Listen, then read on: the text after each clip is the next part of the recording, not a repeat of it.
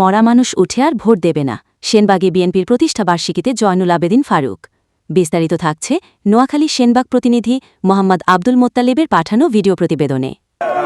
আমরা তো আছি এই থানার মোড়ে,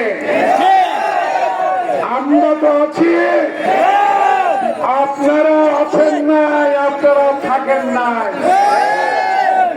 নোয়াখালীর সেনবাগে বাংলাদেশ জাতীয়তাবাদী দল বিএনপির ৪৭তম প্রতিষ্ঠাবার্ষিকী উপলক্ষে বিশাল শোডাউন ও জনসভা অনুষ্ঠিত হয়েছে। সকালে সেনবাগ থানার মোড়ে বিএনপি নেতাকর্মীদের অংশগ্রহণে আয়োজিত এই জনসভায় সভাপতিত্ব করেন পৌর বিএনপির সাবেক সভাপতি মাস্টার আব্দুল হানিল লিটন।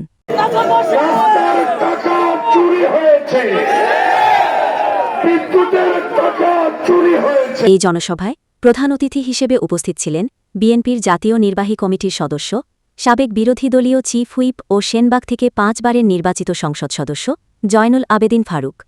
এছাড়াও সভায় বিশেষ অতিথি হিসেবে উপস্থিত ছিলেন জেলা ও উপজেলা বিএনপির সাবেক শীর্ষ নেতৃবৃন্দসহ যুবদল, ছাত্রদল ও শ্রমিক দলের নেতারা। সভায় জয়নুল আবেদিন ফারুক বলেন, আর ঘরে বসে থাকার সময় নেই, ফেব্রুয়ারিতেই জাতীয় সংসদ নির্বাচন হবে। যারা আন্দোলন সংগ্রামী ছিলেন তারেক রহমান তাদের ধানের শীষ প্রতীক দিয়ে মনোনীত করবেন। এবার আর কবর থেকে মরা উঠে ভোট দেবে না, এক মাথায় এক ভোটে বিএনপি জয়ী হবে।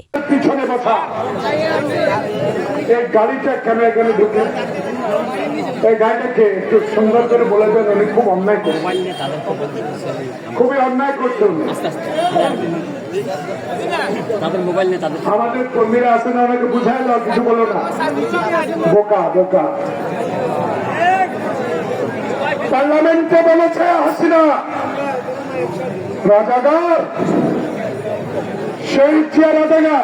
তিনি আরও বলেন, বিএনপি ক্ষমতায় এলে ত্যাগীদের যথাযথ মূল্যায়ন করা হবে। সেনবাগে বিএনপির প্রতিষ্ঠাবার্ষিকীর এই জনসভা এলাকা জুড়ে উৎসবমুখর পরিবেশ সৃষ্টি করে।